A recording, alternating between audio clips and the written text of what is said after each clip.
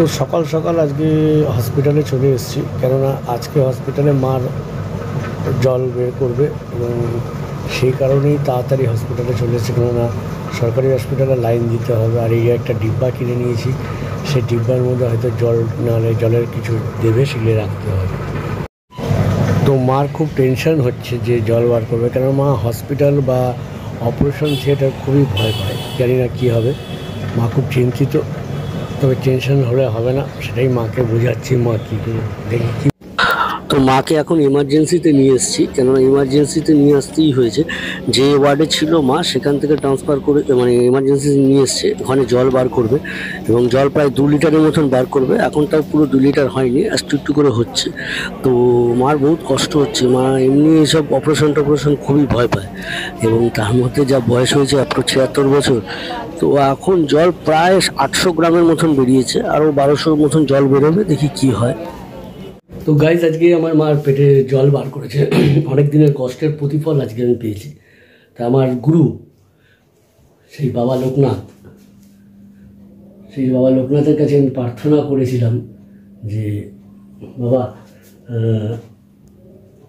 লোকনাথের কাছে প্রার্থনা করেছিলাম যে যেন আমার গুরুর আমার মার যেন জলটা ঠিক মতন বেরিয়ে যায়।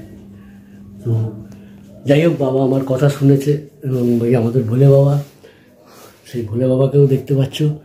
এটা হচ্ছে আমার মায়ের হাতের তৈরি ভোলে বাবা, আর এটাও আমার মায়ের হাতে তৈরি কেনা কালী রিও লোকনাথ বাবা, দেখতেই পাচ্ছ। এটা হচ্ছে আমার বাবা। তো যাই হোক, তাদের জন্য একটু মালা নিয়ে এসেছি, আমার ছোট্ট উপহার, ছোট্ট তাদের শ্রদ্ধাঞ্জলি। কেননা আমার মায়ের খুব যন্ত্রণা ভোগ করছিল এতদিন ধরে, প্রায় দোলের থেকে, ঠিক আছে। তা পেটের জলটা বেরোলো প্রায় 1 মাসের উপরে পরে আজকে জলটা বেরোলো। তো আমি খুব আনন্দিত, খুব আনন্দিত। তো ভগবান আমাকে যেন, আমার মাকে যেন আমার পাশে সারা জীবন এরকমভাবে রাখে। মায়ের আশীর্বাদ যেন আমার সারা জীবন আমার সাথে থাকে, ভগবানের কাছে এটাই প্রার্থনা করব। এবং তোমাদেরও জানাবো যে মা যেন সবার মা যেন সবার কাছে এরকমভাবে ভালো থাকতে পারে, আমি সেটা ভগবানের কাছে প্রার্থনা করব। আমার মার যতদিনের কষ্ট যে কী হয়েছে সেটা আমার চেয়েও আমার মা বেশি ভুগেছে। তা যাই হোক, ভগবান যেন তাকে ভালো রাখে, সেটাই এবার তোমরা প্রার্থনা করো। আর কি বলবো, এই মালাটা এনেছি সবাইকে দেওয়ার জন্য, কেননা আমি এই 2-3-4 জনকে খুব মানি, তাই জন্য আজকে তাদের জন্য মালা এনেছি। আর মালাটা আমার খুব ভালো লাগে, রজনীগন্ধার মালা আমার খুব ভালো লাগে। কারণ লকডাউনে এক সময় আমি রজনীগন্ধার মালার ব্যবসা করেছিলাম, তো আমার এই গন্ধটা খুব ভালো লাগে। এমনিতে রজনীগন্ধার মালা আমার খুব ভালো লাগে, আর ঠাকুরকে দিতে গেলে রজনীগন্ধার মালাটাই হচ্ছে বেস্ট। তো যাই হোক, এখন একটু স্নান করে নেবো, কেন হসপিটালের অনেক ময়লা ফয়লা থাকে, তাই জন্য এখন একটু স্নান করে নেবো। স্নান করে নিয়ে তারপর ঠাকুরকে মালাগুলো দেবো। তো গাইজ, কন্টিনিউ ভিডিওটা একটুখানি আমার সঙ্গে থেকো। আর যদি নতুন হয়ে থাকো তাহলে প্লিজ চ্যানেলটাকে সাবস্ক্রাইব করো। আমি জানি তোমরা অনেকে সাবস্ক্রাইবার করছো না, হয়তো আমার ভিডিওগুলো তোমাদের ভালো লাগে না, কিন্তু কি করব বলো। তো সকালে উঠে এখন দুধ গরম করছি, কেননা চা বানাতে হবে। চা করে টিফিন করে মাকে ওষুধ দিতে হবে। আর সকালের ওষুধ মা খুব খায়। কালকে যেহেতু জলটা বেরিয়েছে মার পেট থেকে, তো মা একটু সুস্থ রিলিভ করছে। তো যাই হোক, এখন দেখি কি হয়।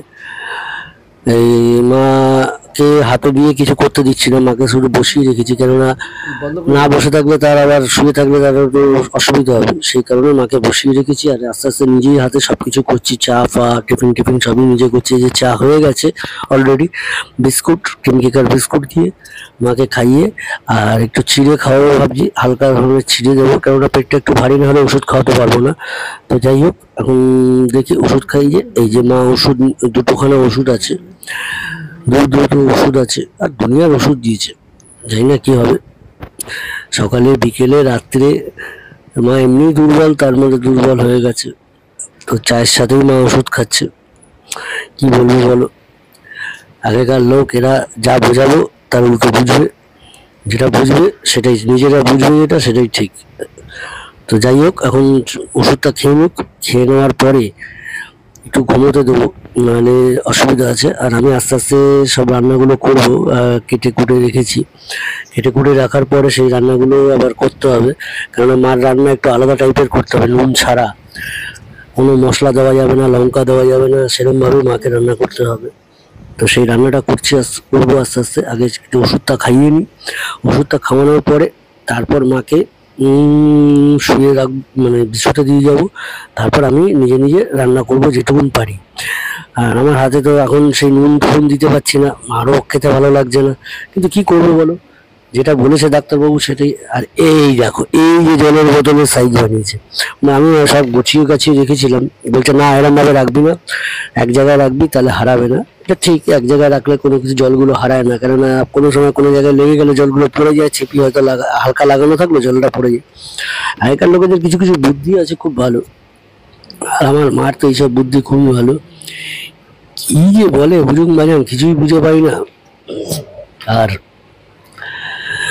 জল খেতে ওনার ভয়, বলে বেশি জল খেলে যদি আবার পেটে জল জমে যায়। না, বেশি জল খাবো না, বেশি জল খেলে পেটে জল জমে যাবে বাবা, দরকার নেই। আমি অল্প জল খাবো। বলে না না, অল্প জল খেলে হবে না, প্রায় 1.5 লিটার অন্তত জল খেতেই হবে তোমাকে। 1.5 লিটার জল না খেলে তোমার শরীরের ভারসাম্য থাকবে কোথাও। জল এমন একটা জিনিস, খাদ্য পরিপাক করা সাহায্য করে এবং কিডনিকে শুকিয়ে দেয় না। এটা বুঝে না কেন, বুঝে পাই না। দেখো দেখো দেখো, ওষুধটা কোথায় চলে গেল দেখো। এই কারণে আমার ভালো লাগে না, এই জন্য আমার ভালো লাগে না। ওষুধটা নাও, রেখে নাও।